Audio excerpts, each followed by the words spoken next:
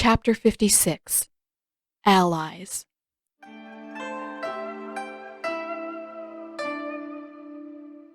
Of all the things that Zuko could say about Sokka and Aang's visits, there was really only one that he was willing to consider positive. They were predictable. As far as timing went, at least. Every day, without fail, the two of them showed up to annoy Zuko, and they never showed up more than half an hour before or after noon. Most days, it didn't really matter. Beyond the fact that their consistency gave Zuko a chance to brace himself for the inevitable irritation, there was no great need for him to anticipate their arrivals. He was an early riser by nature. At least in the loosest sense of the word, Zuko was always ready for them to appear. But today wasn't most days. Today, Zuko had woken up far later than usual thanks to the fact that he'd been up sparring with Katara until sometime after midnight. Today, he hadn't been awake for very long at all before the sunlight reached the bottom of the pit, and footsteps crunched their way through the snow. With a yawn, Zuko scrubbed at his eyes. Sparring with Katara had felt good. Great, even, but he'd been more out of practice than he realized, and his usual well of pent-up energy felt much shallower than usual. Which, unfortunately, meant that his command of words was also a bit duller than normal. Luckily, Sokka was doing more than enough talking for all three of them. And even more luckily, he hadn't mentioned Katara's lateness last night. That came as a distinct relief. Zuko had no interest in explaining the sparring match to that nosy idiot. Why should he? Katara had asked him to spar as a favor. If Sokka wanted to know anything about it, he would just have to ask her. Zuko wondered if Katara would come back again tonight. He wondered if they would spar again. He almost hoped so. Even if they reached a point where Katara won more often than not, being able to bend again was well worth the trouble. The odd, pleasant warmth that had filled his chest after they were through sparring was another matter entirely. Hey! Sokka snapped his fingers only an inch or so away from Zuko's face. Hey! Are you even listening to me? Scowling, Zuko smacked Sokka's hand away. Yes, I'm listening. Then what did I say? Some garbage about how you'll try to kick my ass if I'm not polite enough to your girlfriend. Wrong! Sokka announced. Princess Yue isn't my girlfriend. I just wish that she was. And if you didn't sound like a creep before, you certainly do now, Zuko grumbled.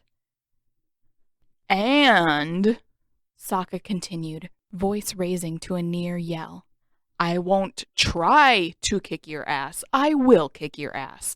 That's not a threat. It's a promise. Can you see how terrified I am? Zuko said flatly.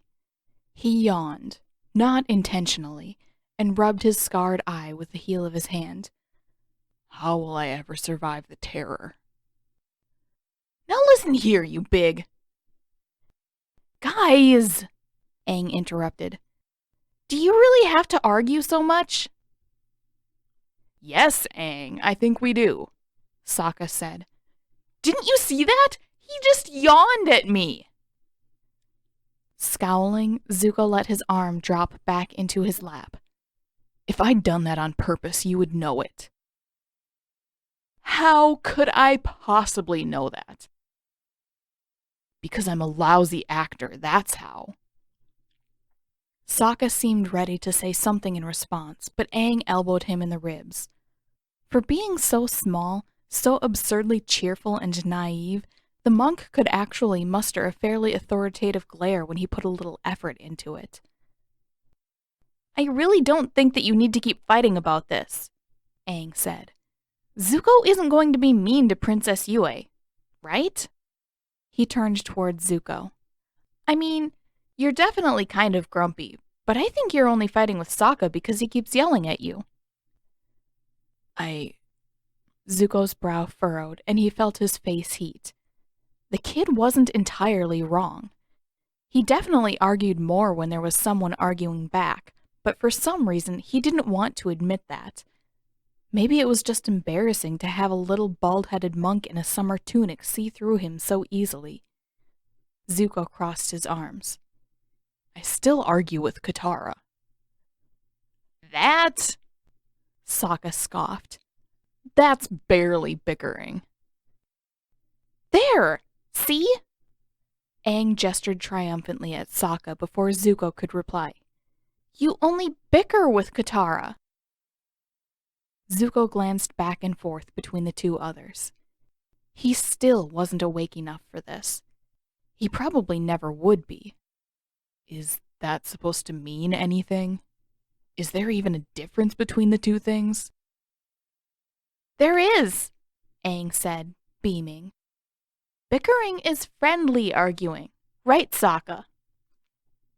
Sokka spluttered and his face went blotchy. Well, I mean, it can be. Sometimes. For some reason, he seemed furious with Zuko and jabbed a finger into his chest. But you listen here, jerkbender. You are the exception to that rule. You are not friends with my sister. Zuko felt a bit like he'd been punched in the stomach. He tried not to think about why that was as he smacked Sokka's hand away. Stop touching me. Sokka poked him again. Not until you get that through your head. And stop keeping my baby sister out here all night long. Zuko's face flamed, and he smacked Sokka's hand hard enough to get a yelp this time. I'm not keeping anybody anywhere.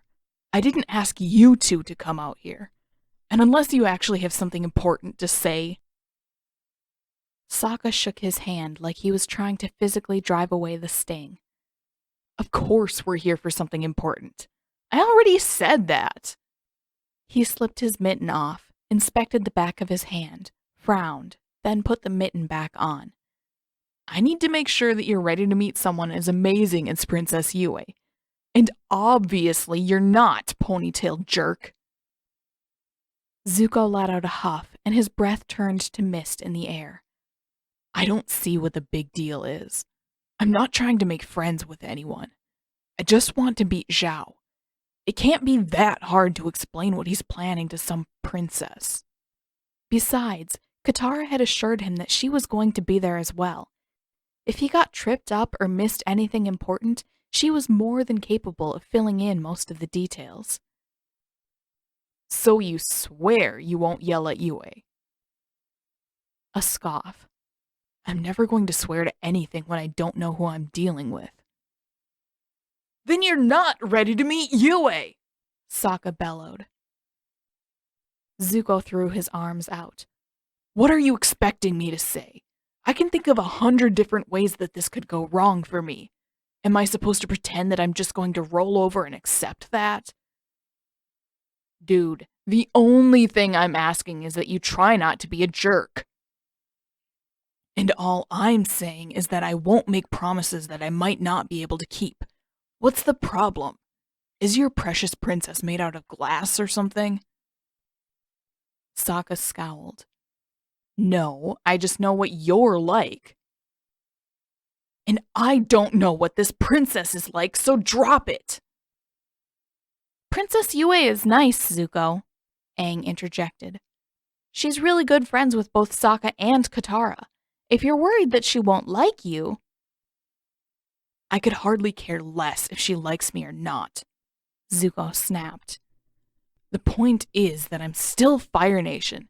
People are going to see me as an enemy no matter what I do.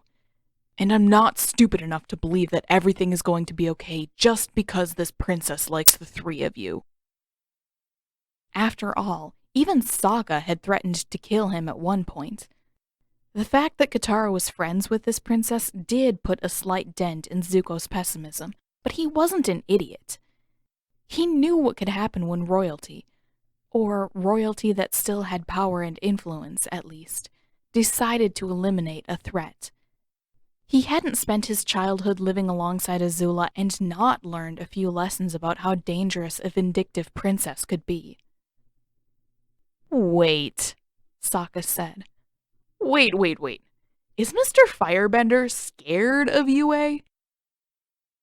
No, Zuko snapped before the idiot could go off into gales of laughter. I just know a lot more about royalty than the two of you. Aang made a face. I don't know about that.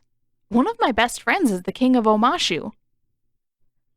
Zuko's brow furrowed. The king of Omashu? Was that guy still alive? Hadn't he been around before the war even started? Sokka nodded, gesturing toward Aang like that was some sort of confirmation. Right. And like I told you once before, my dad is the chief of the southern tribe. So technically, I can consider myself royalty too. What? Aang raised his eyebrows. How come you never mentioned that before? Sokka made a dismissive motion with his hand. Because the South Pole doesn't really do royalty or titles or any of that, he said in a rush before he continued. Point is, you don't have the monopoly on understanding royalty here, smart guy. Zuko's scowl deepened. Maybe he didn't understand this specific princess, but he still had a much better idea of what he was talking about than the other two did. He knew what happened when people got on the wrong side of royalty. He understood how far that power could be pushed. It's different when you're an enemy, he said stiffly. Oh, really? Sokka rolled his eyes tremendously.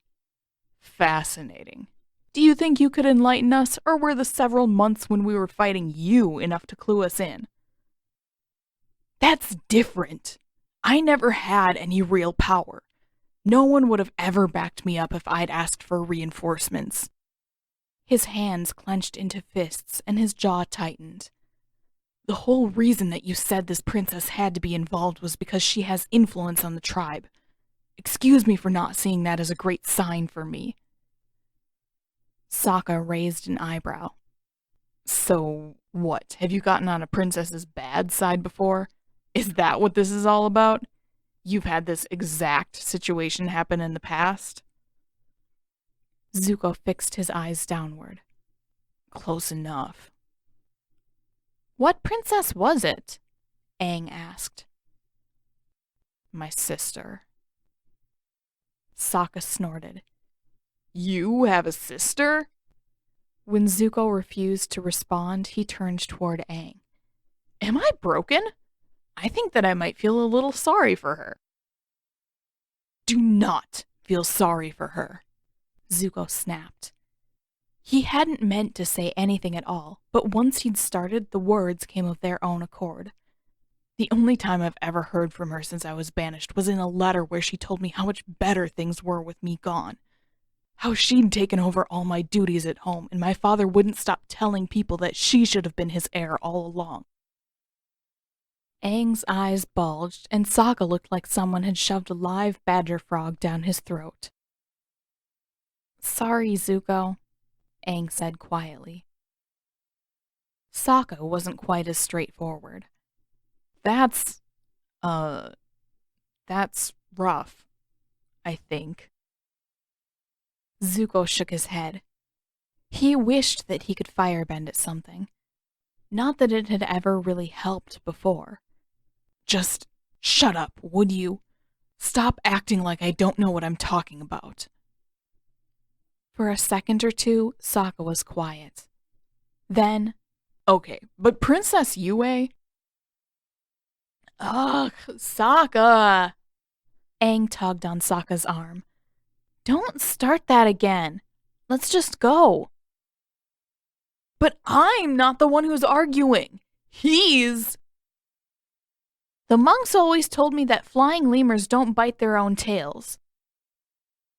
Zuko blinked. Somehow, the monk was worse than Uncle. What in the world is that supposed to mean? Well, I'm not completely sure, but I think they meant that it takes more than one person to keep a fight going. And I really don't think that you want to keep fighting, Zuko, so that means that Sokka... Ugh, fine. Sokka dragged the word out much longer than seemed necessary. He pushed to his feet, then shot one more look back at Zuko.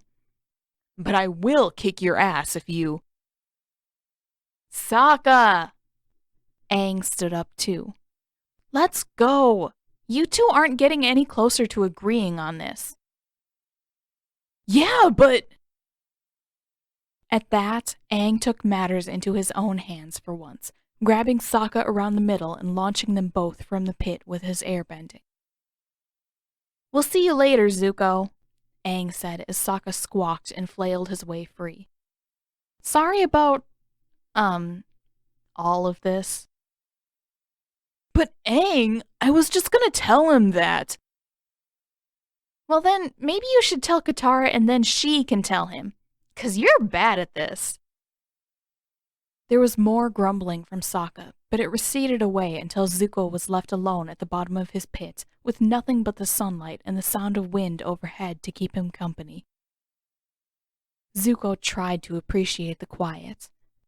After all of Sokka's inevitable noise and nonsense, it should have been a reprieve. It should have been relaxing. Instead, the tension kept building up inside his chest until he had no choice but to jump to his feet and pace back and forth across the bottom of the pit. He hated this. The gnawing sensation, the anxiety and doubt, none of those things were new. If anything, they were almost too familiar. But it had been quite some time since he'd felt this way. Since he'd come so close to bursting over a simple, if infuriating, conversation. Why was that? Things weren't going spectacularly for him, but Zuko was used to that by now. Living at the bottom of a hole in enemy territory wasn't great, but by his standards, it was probably still better than average.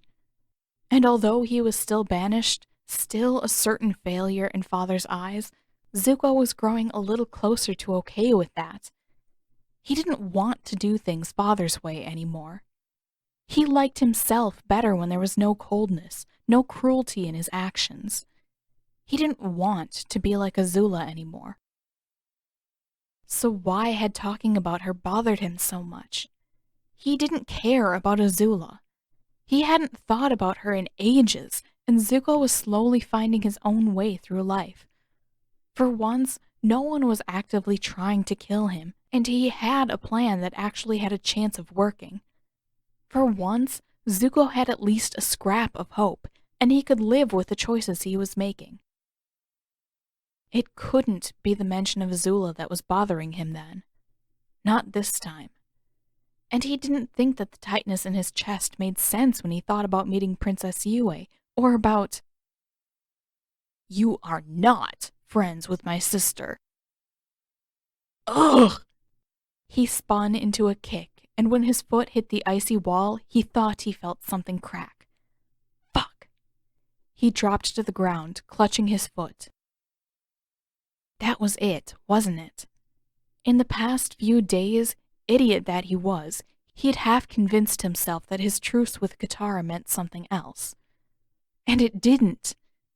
It couldn't. Katara might very well be the closest thing he'd ever had to a friend, but that didn't mean that she was his friend. Zuko knew that. Deep down, he'd known all along, and for some stupid reason, he'd let himself forget until Sokka pointed out the obvious. And now, it seemed entirely possible that he'd broken his foot over the whole stupid thing. On second thought, maybe things weren't actually going that great for him. Which shouldn't surprise him in the least. He knew his own luck too well.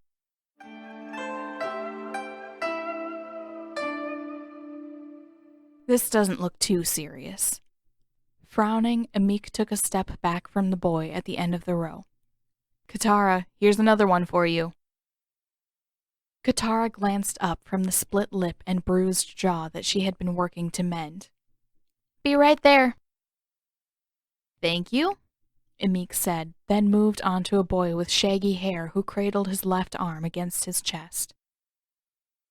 Brow furrowed in concentration, Katara turned her attention back to her work.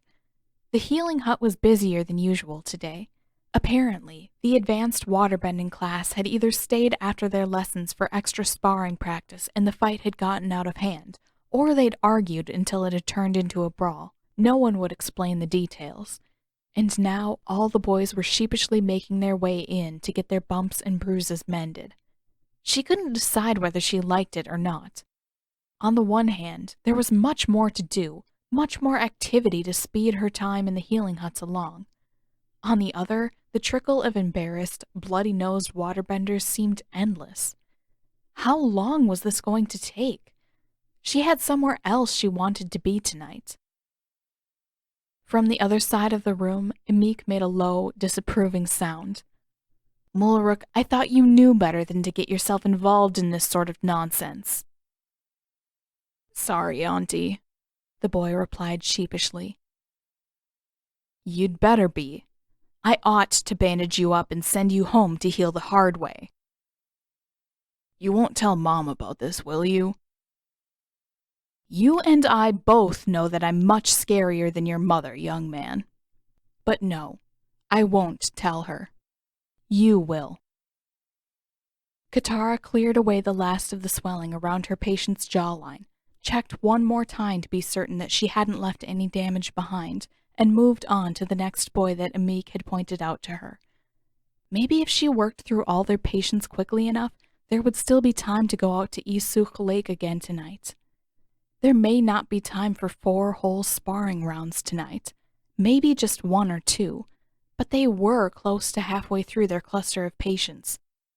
Between Katara, Emik, and Krisach, one of the apprentice healers who seemed to be around most evenings, it couldn't take that long to get through the last dozen or so boys. Katara healed a bruised shoulder on one boy, then a black eye on a second, then a sprained wrist on a third, and then Emik sent her to the opposite side of the room to help Krisach mend a fractured collarbone. Then, when that was done too, Emik pointed Katara on to the next cot in the row to mend a few cuts and bruises on yet another boy's face. Katara could feel Krisach watching her, wide-eyed, but did her best to ignore it as she pressed a fresh supply of water deep into the worst of the cuts. Just a few more patients. They were nearly through. Then she could go. How many patients have you worked with today? Krisach asked. There was a slight gap in her front teeth that gave an occasional whistle when she spoke. I've counted 4 at least. Frowning in concentration, Katara sealed the cut closed from the bottom up, then moved on to a smaller scrape on the boy's forehead. She shrugged. I haven't been keeping track. Quite a few. More than 4? Probably. I think it's closer to 10, Emik said. Emik! Krisach sounded almost aghast. She's a beginner. I can barely get through 5 or 6 patients before I take a break. You're going to exhaust her. Emik didn't look up from her patient. Katara, are you exhausting yourself? Katara shook her head. No. Are you tired? Not even a little. See, Emik said, glancing at Krisach. She may be a beginner, but she has stamina. Katara glanced up, brow furrowed. Is that weird? I've found it very useful today. Krisach spun toward Katara, wide-eyed. How do you do it? I've been healing since I was a little girl. I'm good at this, and I still can't heal for that long. She paused, frowning in a way that somehow made her already round face look even rounder. How often do you practice? It must be tons. Katara scoffed. No? She caught a glare from Emik and corrected herself. I mean, no, I barely practice healing. I've always known that I was a bender, but I didn't know about healing until a few months ago. And since then, I use it when I need it. Oh. Krisach's eyebrows crept downward. Then, why are you so good at this? I've trained for years, and so have all the other apprentices. None of us can work for very long. Well, Katara began. To be fair, I've never healed more than cuts and bruises without help. Yes, but you've just started learning. Krisak, it's perfectly normal for apprentice healers to take years to build up their endurance. Emik started. But why should it be normal? Obviously, it's possible for things to be easier for us. Krisak turned toward Katara again, leaning forward with her hands braced on a cot. So how do you do it? Katara frowned. I don't know. I didn't even realize that I'd been working for very long. She paused. I guess I spend most of my time waterbending. Like fighting? Krisak wrinkled her nose. Even if that was allowed, I don't think I'd want to waste my time. Fighting is so brutish and imprecise. Hey, one of the boys protested. Fighting isn't. Krisak shot a glare at the boy. You don't get to argue with me when you have a broken nose, Angun. She turned to Katara again. Of course, I'm sure that you have much better control than most of them since you've done plenty of healing too. I just can't see any practical reason for most people to learn how to fight. I certainly don't want to. Well, if there's anything I'm doing differently, that's probably it. Katara certainly wasn't going to admit that she was training with a firebender too, but she was also fairly certain that one night of sparring hadn't made any difference in her bending yet. I've spent whole days practicing before. When she caught a disappointed look from Krisak, she added, It isn't just fighting, you know. I use my bending for almost everything. You do? Katara nodded. Cooking, washing, drying things out. I've even pulled snow out of thin air to communicate with people before. Krisak's brows shot up.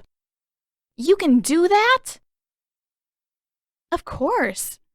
I mean, I definitely broke a lot of things before I figured out how to cook with my bending, but I can't see why I shouldn't make things easier for myself. Krisak gave Katara a slow, scheming grin. I think, she said, that you and I should have a conversation sometime soon.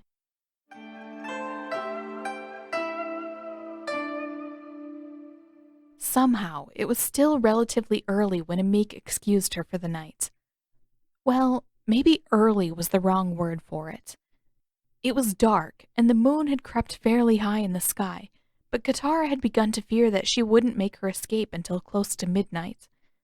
An hour or two after the last traces of sunlight faded from the sky, which happened fairly early anyway, wasn't bad at all. She had, of course, taken a few extra minutes to arrange a meeting with Krisak for some extra waterbending practice in a few days' time. Katara wondered how much of her sparring time would be lost when she began teaching Krisak other types of waterbending. She didn't think that she was disappointed about it. No, even though it wasn't fighting, there was always something nice, something soothing about guiding the flow of water in her normal life, and she was more than happy to share that with one of the northern girls. It wasn't fighting, so it wasn't technically against the rules, and she didn't think that she could get into any real trouble for sharing that much. And yet it wasn't fighting, so Katara had a very hard time finding anything close to enthusiasm for it. That part of waterbending was just life.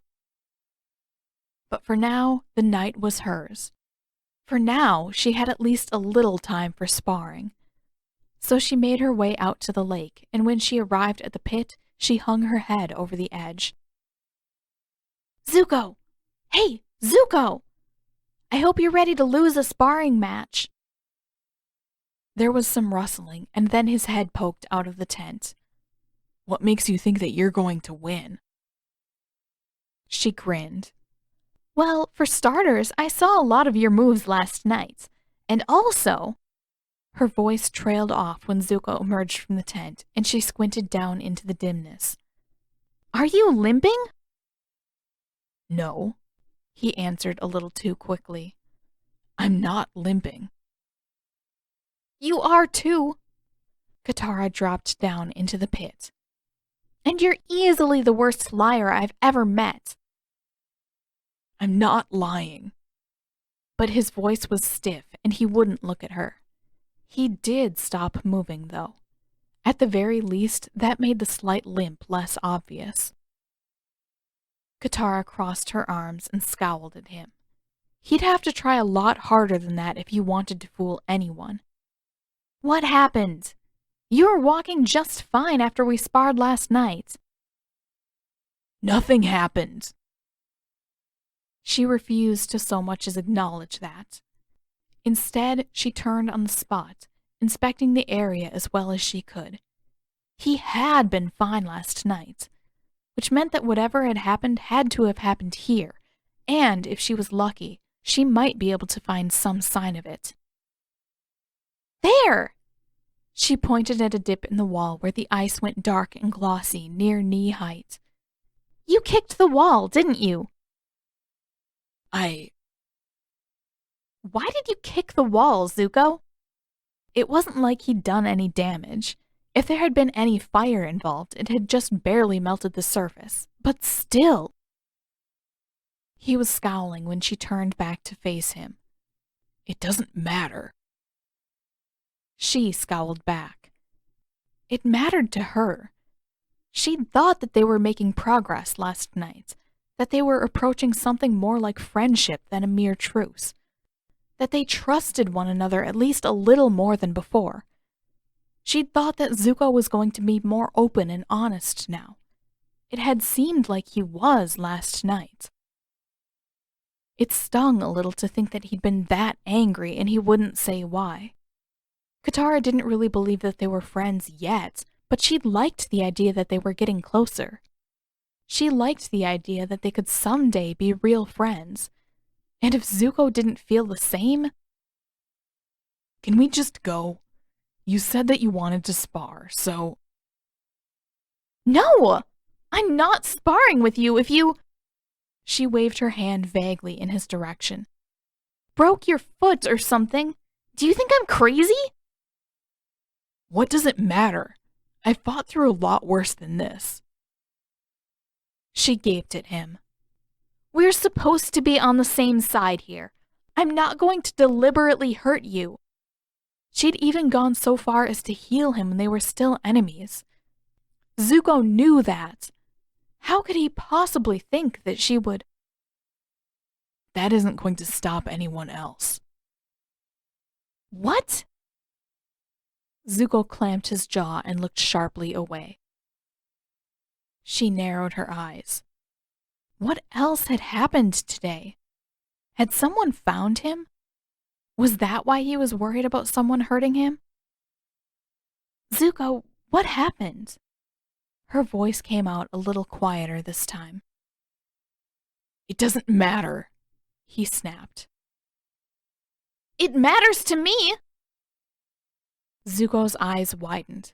His mouth opened and closed a few times. Then finally, nothing happened. I got annoyed and I kicked the wall. Hard enough to hurt yourself? I never said it was a smart idea. Good, because it wasn't. Katara kept her arms crossed.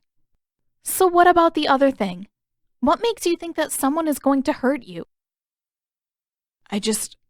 What am I supposed to expect? I've lost count of the number of people who have wanted me dead. And now I'm stuck in a city where I'm the enemy, and I'm supposed to meet the princess, and...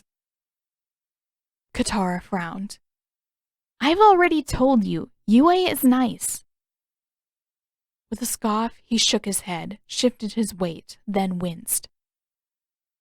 Her frown deepened. While he did sort of have a point that the North Pole wasn't the safest place for him to be, it wasn't like facing Yue could possibly put him in any kind of danger. Not as long as everyone kept their wits about them and acted like human beings. Besides, between the fact that he'd come here with no plans whatsoever, and that the only harm that had befallen him since he'd come was his own stupid fault, she glanced down at his possibly broken foot, He really couldn't be surprised if he had to face a little bit of risk here and there. She let out a huff. Would you sit down before you hurt yourself again? Whatever you did to your foot isn't getting better with you standing on it.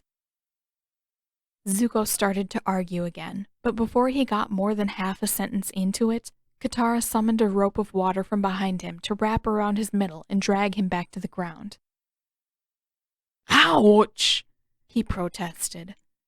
I thought you weren't going to fight me after I hurt myself.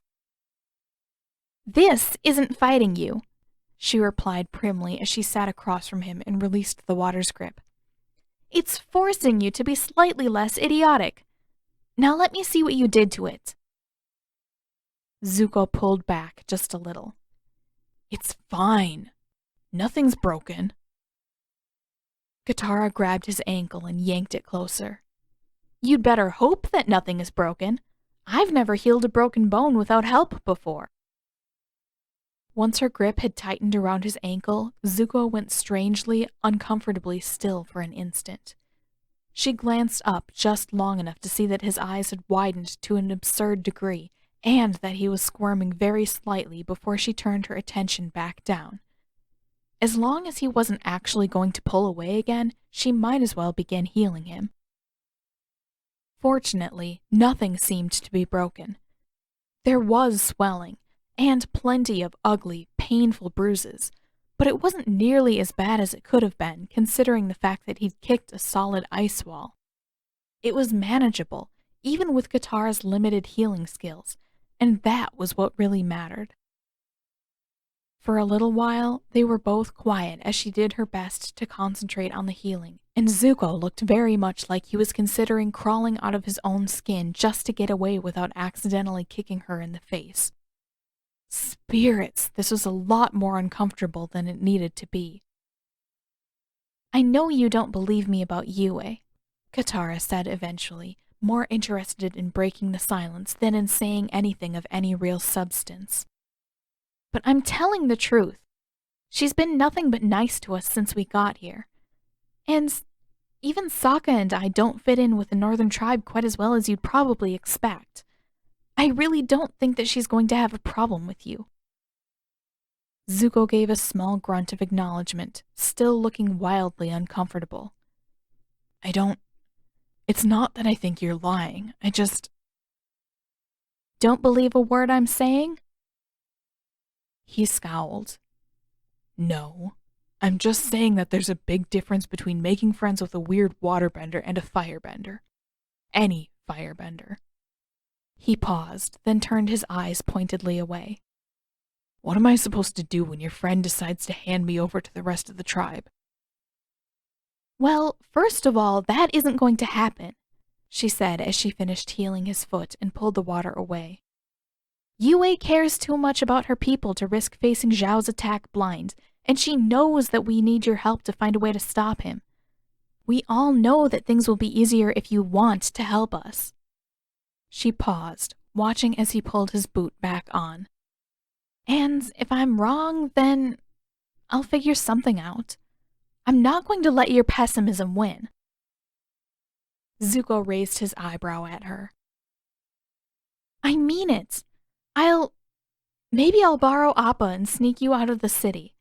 I'm sure I can find someplace safe to stash you for a while.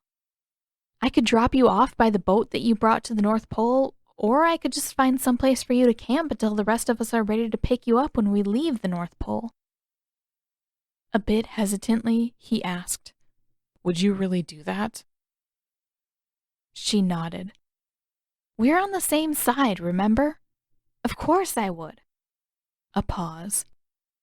But again, it's not going to happen.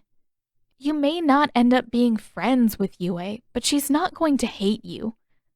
I don't even think she hates the guy she's engaged to, and he's definitely more of a jerk than you are. Zuko's forehead twitched midway through that, but he said nothing. How's your foot? Katara asked after a lapse. Better. Enough to spar for a round or two? Something almost like a smile flickered across his face. Enough to win.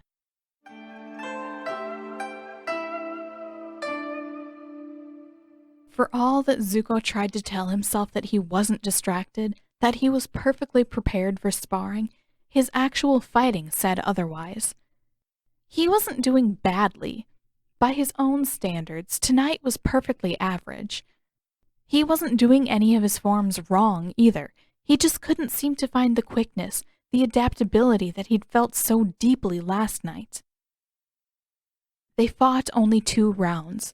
The first, Katara won handily, and the second, it looked like she was going to win again until Zuko landed a few lucky strikes and knocked her off her feet. He frowned and shook out his arms as Katara rose back to her feet. He was almost tempted to challenge her to a tie-breaking round, but his thoughts were still scattered, and he doubted that he was going to feel any clearer before he got a good night of sleep. The sheer bewilderment of being offered a way out of the city if it became too dangerous for him to stay, even if it was just a bison ride out to his abandoned lifeboat, was going to keep his thoughts muddled for quite some time. He hadn't forgotten what Sokka had told him, and as much as Zuko hated to admit it, the idiot had a point. Katara didn't have any reason to be his friend. Still, he couldn't help but be struck over and over by the odd feeling that, even though they weren't friends, friendship had to be similar to this. Was he just fooling himself? Was he just imagining camaraderie and care where there was nothing at all? He had little enough experience with these things to get it wrong. He knew that much. He sort of wished that he'd had a friend before, so he'd at least have a scrap of an idea of what to expect, what to look for. Not that Katara had ever been even remotely predictable before. She took her time stretching her arms before she met Zuko's eyes. "Your foot may be feeling better, but I don't think your bending caught up quite yet." It took a moment for her meaning to register in his mind, and he scowled. "I did beat you that last time." "Barely." She gave him a small smirk. "Winning is a lot more fun when you at least pretend to focus." Stuffing his hands into his pockets, Zuko turned toward the lake. "I have more on my mind than just your princess friend, you know." "Her name is Yue," Katara said as she joined his slow walk to the ridge that hid them from the city. "And I sort of guessed as much." "I thought you told me that you weren't a mind reader." "I'm not. But if you think that you're subtle about, well, anything, I have bad news for you." He felt her gaze boring into the side of his face. "So, what is it?" He frowned, watching his boots dragging through the snow. "Nothing important. Just something stupid that your brother said." "Ugh. What was it this time?" "I just said that it wasn't important." "Yes, but you also said that Sokka did something stupid. Shockingly, being his sister means that his nonsense sometimes comes back to bite me. Like the other day when he apparently told Han that he and Aang have a new pet named Red, and now I have to pretend that I'm furious about it if Han ever brings it up." "I heard about that one," Zuko said under his breath. "I'm sure you did. Sokka thought it was hilarious." She paused. "What about this time?" He hunched his shoulders a little. It was such a stupid thing to get hung up on. Of course she'd never want to be his friend. Who would? He never should have brought it up in the first place. "It's nothing you'll have to lie about." He could feel Katara watching him in profile as they walked. She made a small, thoughtful sound. "No lying is probably a good sign. And?" He took a deep breath. By now, he'd probably come too far to back away without saying anything at all. If he didn't get it over with quickly, she was just going to nudge and pry until he spilled it all out anyway and made it sound infinitely worse. He still didn't want to say it. "Sokka said that you and I aren't friends," he said, half mumbling the words in his haste. From the corner of his eye, he watched her stiffen, and her eyes widened. Oh. Her voice was quiet, but flat, almost emotionless. He should have expected that. His hands tightened into fists in his pockets. Obviously he's right. There's no reason why you would ever want to be. She wouldn't look at him anymore, and Zuko couldn't decide whether that made things better or worse. On the one hand, it was probably less humiliating this way. At least when she wasn't looking, he had a chance to wipe the disappointment off his face so that she'd never have to know that he'd gotten his hopes up. On the other, well, he had gotten his hopes up. Badly. And the fact that Katara wouldn't look his way didn't bode well for his ridiculous wish about finally having a friend of his own. Katara began haltingly. Would you even want us to be friends? Yes. More than anything. He swallowed hard and gave the most nonchalant shrug he could manage. I don't know. It's not like I've ever had a friend before. How would I know if it's worth the trouble? That might be the most depressing thing I've ever heard. There was a pause, and she sighed, scuffing her hands up and down her arms. I don't know, Zuko.